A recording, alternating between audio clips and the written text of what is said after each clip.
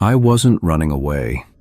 That's what I kept telling myself on the 5-hour drive from Seattle to the Oak Haven National Forest Ranger Station. It was a strategic retreat, a digital detox, a recalibration of priorities. All those tidy phrases people like me use when, we're pretty much running away. The ranger handing me the keys to Crow's Peak Lookout gave me that look, the one that said he knew my type. City slicker thinking 3 months alone deep in the woods could magically fix whatever baggage they carried. "Last supply run is on Thursdays," he said, tapping a cracked fingernail on the map across his desk. "Road washes out bad if we get a downpour, so stock up. Mandatory radio check-ins, twice a day.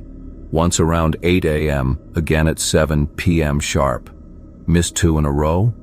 We send someone up to check." I nodded, trying hard to look more confident than I felt. "Any cell reception up there?" He laughed, not unkindly. "Not a bar? That's why you have the radio." 3 hours later, I stood on the metal walkway circling Crow's Peak Lookout.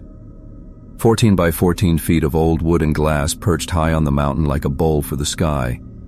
The view stole my breath. Endless green waves of pine and fir rolling out to the far horizon, cut only by distant peaks and a flash of distant lake. The sheer size of it made my old life, the crashed tech company, the relationship that broke under my own drive, the pile of bills, feel tiny and far away, like I'd finally stepped back far enough to see them clearly. Inside was bare bones, but everything worked. A small desk covered in maps and gear, a narrow cot, a wood stove you could cook on, a shortwave radio bolted beside a dinosaur of a phone that only called the ranger station. The logbook showed the last entry dated 2 weeks back. All clear, season end. My season was just kicking off. A routine formed quick. Wake at dawn. Scan the horizons for any wisp of smoke. Radio in. Eat. Read. Scan again. Radio in once more. Sleep. The solitude, instead of being heavy, felt clean. No emails screaming for replies. No complicated relationships to juggle. Just the mountains, the wind whispering in the pines, and me. 2 weeks in, digging through a lower cabinet under dusty maps and a seriously outdated first aid kit, I found the crystal radio. A wooden box, scratched by time, its brass fittings dull, with a pair of ancient-looking headphones. A yellowed card taped to the side proclaimed, "Emergency backup. Still works." That night, after my final call to base, the quiet suddenly pressed in. The isolation that felt so pure earlier now felt thick. I craved a human voice that wasn't the crackle of procedure. On impulse, I dug out the crystal set, wiping away layers of dust with my sleeve. It took some tinkering, nudging the little wire on the crystal, shifting the antenna, but finally, sound came through the headphones, static mostly, but underneath it, a voice. "Crow's Peak to Ranger Base. Evening report. Skies completely clear. Visibility tops at about 60 miles. No smoke, no signs of lightning. Over." The signal faded in and out like waves, but the man's rumble was clear, a touch of Midwest in his tone. "Got that, Crow's Peak. Any visitors today? Over. Negative base, just me and the chipmunks. Though I seriously need to file a complaint about that coffee from the last supply drop. Tastes like lake bottom. Palmer Lake mud-flavored maybe. Over." A grin tugged at my lips. Rangers still sent that awful coffee. Some things never change. "Copy your coffee situation, Frank. Noted officially. Get some sleep. Base out." Frank. Frowning, I pulled off the headphones. Why did that name ring a bell? During the orientation, they'd shown a wall of old pictures, lookouts going way back to when the tower was built in the 1940s. I grabbed my laptop, woke it up, and scrolled through the personnel records I'd saved. There, Frank Calloway, lookout at Crow's Peak, served here between 1970 and 1974. Ranger said his specific call sign was retired decades back. I was listening to something that aired over 50 years ago in 1972. The logical part of my brain kicked in. A weird echo bouncing off the sky? Some bizarre trick of the airwaves keeping an old signal trapped? A joke the Rangers were playing? Whatever it was, I decided it was just a quirk, a ghost on the radio, nothing to freak out about. I set the crystal radio carefully on my desk. Didn't put it back in the cabinet, just in case I get bored again tomorrow night. Just in case Frank has more to say. Sleep didn't come easy that night. Frank's voice, crackling across 50 years, kept replaying in my head. The logical side of me listed explanations.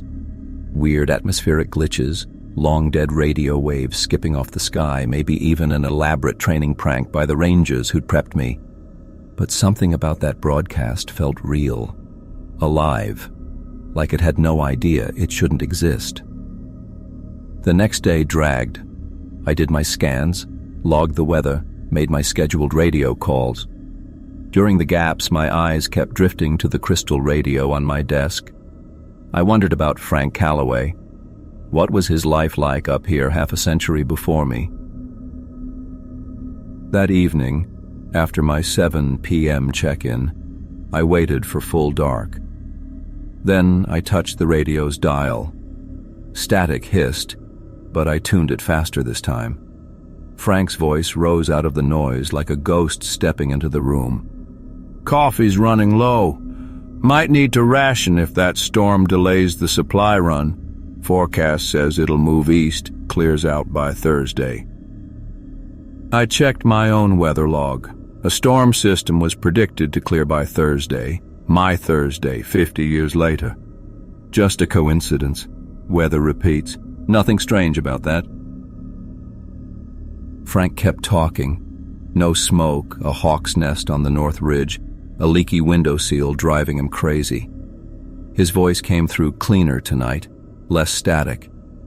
I could hear his pen tap-tapping the desk, his chair groaning under his weight. I caught myself smiling at his dry jokes, his sarcastic mutters about the glamorous life of a fire lookout. Weirdly comforting hearing him. Like having company, even if his bones were dust by now. After that, listening to Frank became my nightly ritual. Finish my report, eat, read a while, then tune in around 10 p.m. He'd be there, rambling or silent, his pencil scratching like a cricket in the receiver's speaker. I learned bits about him. 42 years old, divorced, daughter in college who never wrote.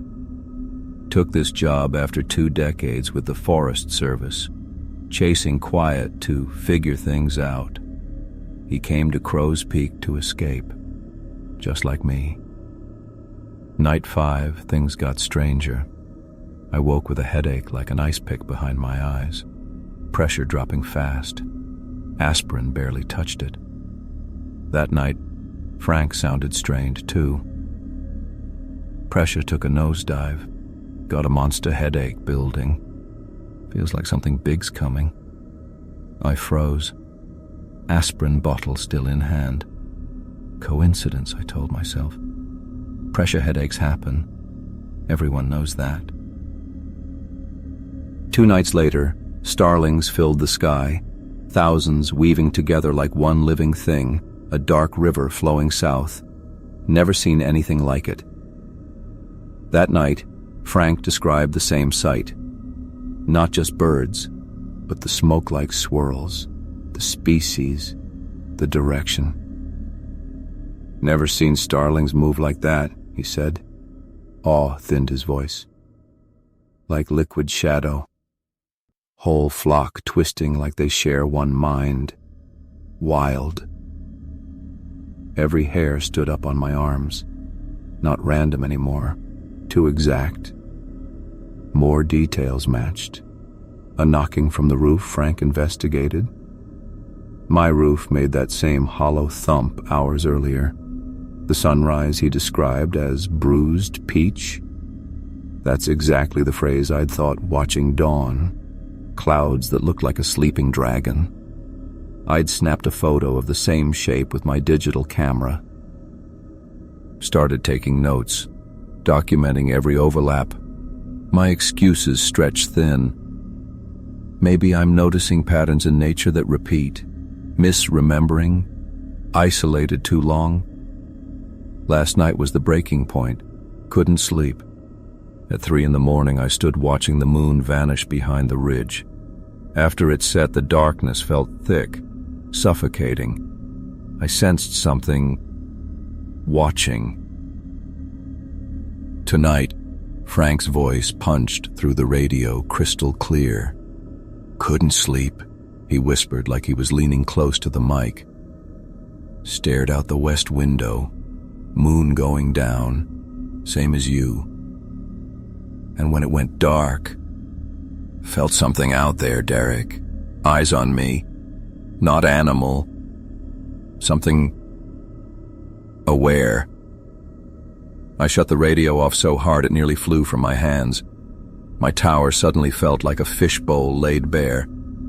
Something was peering in. I spent the next day deliberately avoiding the radio. Every time I walked past it, I felt a cold prickle on my neck, like someone stood right behind me, waiting for me to turn it on. I filled my time working, scanning the horizon for smoke, logging weather patterns. Anything not to think about Frank Calloway and his voice from 50 years ago. The forecast warned of a huge storm coming, unusual for this time of year. I could already feel it in the air, that electric heaviness before a big storm. The sunset wasn't its usual gentle fade. Instead, the sky turned bruised purple and orange, clouds piling against the mountains like they were scrambling over each other to get to me. As darkness fell, the wind woke up. It started as a whisper, then a moan, then a full-on howl that rattled the windows of my lookout. The first lightning bolt split the sky at 9:42 p.m. I know because I was staring at my watch, counting seconds between each flash and thunder rumble, checking how far away it was. 7 miles, then 5, then 3. The whole tower creaked and swayed. Every powerful gust made the structure shudder violently, like it could rip loose from its foundations. I'd seen storms up here before, but nothing like this. This felt wild, furious. Like the sky itself hated me. I double-checked all the gear, making sure it was all secured. My eyes kept drifting back to the crystal set, still unplugged from last night. A lightning flash lit the room, throwing sharp, dancing shadows on the walls. In that sudden burst of light, the old radio seemed to glow, as if it was soaking up the storm's raw energy. Another thunderclap exploded, so close it vibrated inside my head. The lights flickered, dimmed, then came back as the backup system kicked in. Without even thinking, my hand moved. I plugged the radio in, turned the dial, and tuned it back to where Frank had come through before. Static. Only static. I breathed out, relief washing through me. Maybe this strange connection was finally over. Maybe. Strongest storm I've seen since I took this post. Frank's voice cut through the static, as clear as if he stood beside me. My relief vanished instantly. Lightning just hit Thompson Ridge. I count 3, no, now 4 strikes. Wind's got to be pushing 70 miles per hour. Slowly, I turned to look out my window. Lightning was striking Thompson Ridge. 1, 2, 3, 4 flashes. One right after the other. Towers shaking like a ship in heavy seas, Frank went on, his voice tense. I could hear the strain. The floor under me vibrated with another massive gust.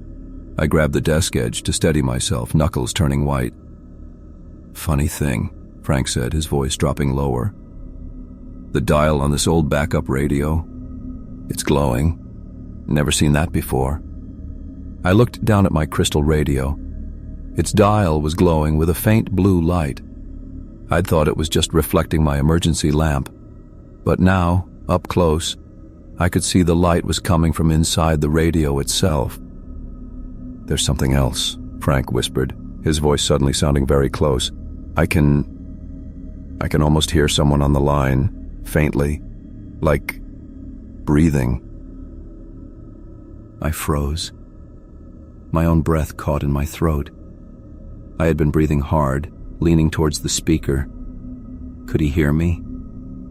That was impossible. This wasn't a two-way radio. It couldn't be. Is someone there?" Frank asked. The question hung sharp in the air, slicing through 50 years. I held my breath, cold sweat breaking out on my forehead. Ka-boom! Lightning flashed again, thunder crashing instantly. The tower lights flickered and died, plunging me into pitch darkness except for the ghostly blue glow of the radio dial. "I can hear you breathing," Frank said, his voice shaking. "That's not possible.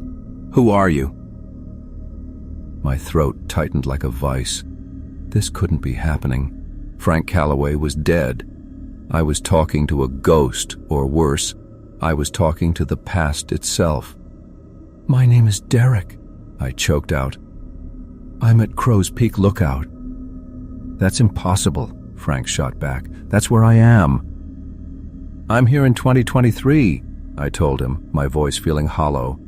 "You're in 1972. Silence. Only static and the wind's endless howl filled the void. 2023? Frank's voice was a hollow whisper. "No, that can't be." "It's no joke," I said. "I've been listening to you for days. You mentioned Palmer Lake coffee. You saw those starlings heading south too early."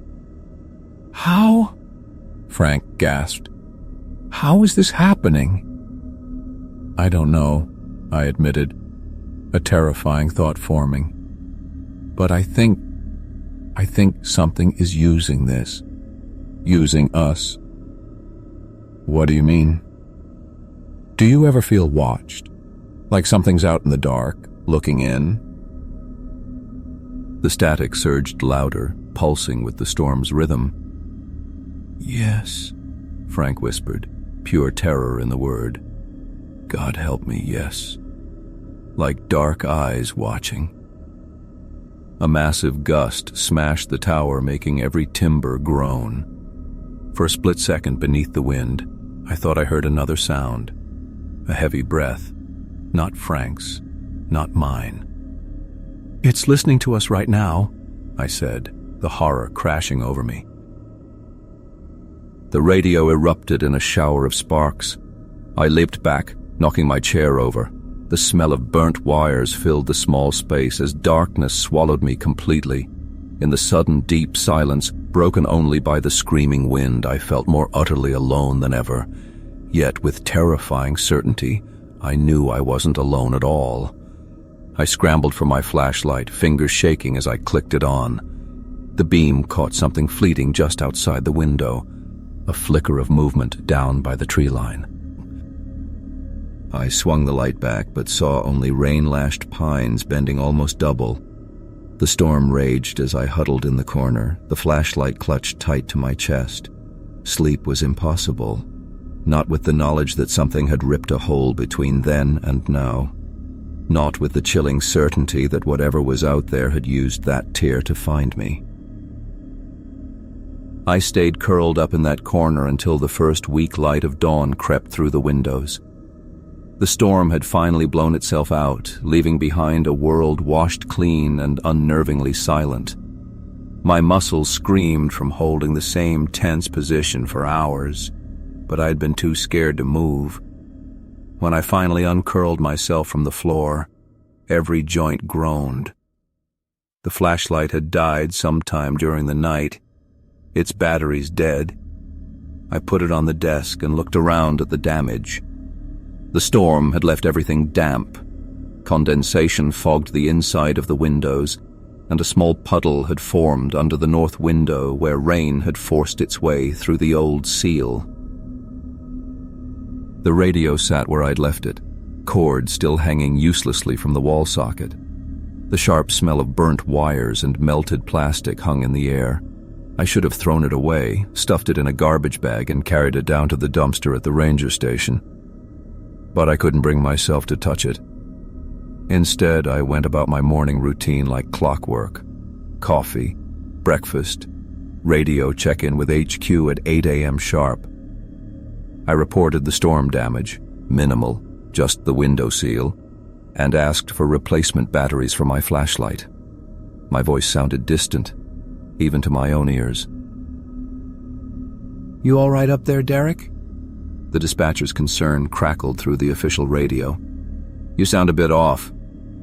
"Just tired," I lied. "Storm kept me up." How could I explain what had really happened? That I'd talked with a man who'd sat in this same tower 50 years ago? That something had watched us both through a hole in time? The day passed in a fog of fear. I found myself avoiding the windows, especially as evening came on. My fire-spotting duties took a back seat to watching the tree line, searching for any sign of movement. But the forest stayed still, the only motion coming from birds and the occasional deer. For 2 days, I kept this up. Wake up, check in, scan for fires, avoid the windows after dark, sleep fitfully with my back pressed against the wall. The old radio stayed on the desk, a dead reminder of something impossible. On the third night, I woke to a soft blue glow. The radio dial was lit again. No electricity ran to it. The cord was still unplugged, yet the dial pulsed with that same strange blue light, throwing long shadows across the room that seemed to move on their own. I should have ignored it. Should have pulled the blanket over my head and pretended I saw nothing. Instead, I found myself crossing the room, drawn to it like a moth to a flame. My hand reached for the plug. "This is stupid," I whispered to myself. "This is exactly what people in horror movies do right before they die." I plugged it in anyway. Static hissed, quieter than before. Then Frank's voice came through, no longer confident and steady like during our first talks. Now it trembled, barely above a whisper. "Don't understand what's happening. The tower. It's changing. Like I'm seeing double. Like something's laid over top of what should be here." I froze, suddenly cold despite the warm night air. The safe place I'd made in this isolated tower was being invaded in the most impossible way. There's equipment I don't recognize. A sleeping bag by the stove. Not canvas, something shiny. Synthetic? Frank's breathing became ragged. A book on the desk with a blue wave on the cover. My eyes snapped to my copy of The Deep, its glossy cover catching the blue light from the radio dial. I hadn't moved it from the desk in days. "I can see things that aren't mine," Frank continued, his voice cracking. "Things that can't be here in 72. Am I losing my mind? Is this what happens when you spend too much time alone in these towers? I should have felt relieved. Proof I wasn't crazy, that something truly supernatural was happening. Instead, I felt exposed, violated. The isolation that had once been my comfort was now a trap. Frank wasn't just hearing me anymore. He was seeing my space, my things, my reality bleeding into his. And oh Jesus, there's a coffee mug, one of those thermal ones, all metal and sleek. It says REI on it. What the hell is REI? My hand instinctively went to my stainless steel travel mug, a recent buy from the outdoor store that wouldn't exist for another 10 years after Frank's time. The feeling of being invaded got worse. My private space, my few belongings, they were being seen by someone who shouldn't be able to see them. "It's still hot," Frank whispered. "I can see the steam rising from it." I stared at my mug. Cold. Empty. I hadn't made coffee since that morning. "Wait." Frank's voice dropped even lower. "There's something else. Something moving. A shadow pacing around the tower. I can just make it out against the trees." My head jerked up. Through the windows, I could see nothing but darkness. "It keeps looking up. Not at me. Through me." Frank's breathing quickened. "Like I'm not even here. Like it's looking at something beyond me." The hairs on my arms stood straight up as I realized what he meant. In 1972, Frank was seeing something watching my tower in 2023. I think it knows you can hear me," Frank said, his voice now barely a breath. "I think it's been using me, using this connection somehow." The static grew louder, threatening to drown him out. "It's climbing the stairs," Frank gasped. "But not my stairs, your stairs. God help me, I can see it climbing stairs that aren't even here yet." The radio exploded in a shower of sparks, plunging the room back into darkness. In the sudden silence, I could hear my own ragged breathing, and beneath it, unmistakable, the slow, deliberate creak of the first step on the wooden staircase leading up to my tower. Another creak, the second step, then the third. Whatever had been watching through time wasn't content to watch anymore. It was coming for me. I froze in the darkness, my breath caught in my throat. The footsteps on the stairs were slow, deliberate. Not the hurried pace of someone fleeing danger, but the steady approach of something that knew exactly where it was going and what it wanted. I fumbled for my flashlight, knocking it off the desk in my panic. It clattered to the floor, rolling somewhere in the blackness. The footsteps paused, as if whatever was climbing had heard the noise and was thinking it over. 3 seconds of silence. 5, 10. Then the steps started again, closer now. In desperation, I dropped to my knees, sweeping my hands across the rough wooden floor. My fingers found the flashlight just as the footsteps reached the small landing outside the tower door. I clicked it on, pointing the beam at the entrance. Nothing came through. The steps had stopped. I held my breath, flashlight trained on the door, waiting for the handle to turn. But it never happened. Instead, after a full minute of heart-pounding silence, I heard the footsteps begin again, this time going back down. The relief that washed over me didn't last. Whatever had been coming for me hadn't left. It had just pulled back. I knew deep in my bones that it would return. I barely slept over the next few days. Each night I sat with my back against the wall furthest from the door, flashlight in one hand, the tower's emergency flare gun in the other. The radio stayed dead since its fiery end, and I'd wrapped its burned remains in a towel and shoved it under my cot, unable to throw it away completely. 5 nights after the incident, another storm rolled in. Not the wild electrical storm from before, but a heavy pounding rain that drummed against the windows like impatient fingers. The wind screamed around the tower, making the whole structure groan and sway. I was on edge, certain that if anything was going to happen again, it would be tonight. As midnight neared, something impossible happened. The charred radio under my cot began to give off a soft, pulsing glow. I could see it through the towel, a sickly blue light that had no business coming from a ruined device.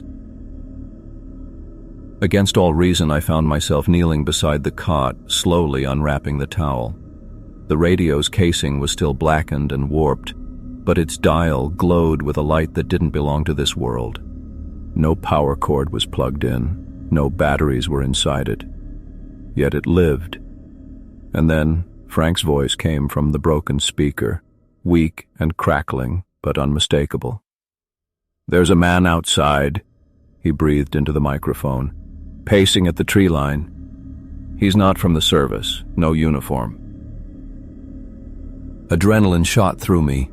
I grabbed my binoculars and rushed to the windows, scanning the dark, rain-lashed forest. The beam of my flashlight cut through the night, showing nothing but swaying trees and sheets of rain. "He's looking right at me," Frank stammered, his voice shaking with fear. I kept searching the tree line, desperate to spot what Frank was seeing 50 years ago. There was a long, crackling pause, filled only by the sound of Frank's ragged breathing. Then his voice changed completely, filled with a terrible new understanding. "Wait. No, not at me." His voice dropped to a dead, hollow whisper. "It's like he's looking through me. At you." The radio let out one last sharp crackle of static and went silent. The quiet that followed was total. I lowered my binoculars, staring into the thick darkness beyond the glass walls of my tower. Now I knew. I wasn't alone. Something was out there, and it had been watching me all along, using Frank as its eyes across the years. The solitude I'd come to find at Crow's Peak was a lie. I'd never been alone here, not for a single moment.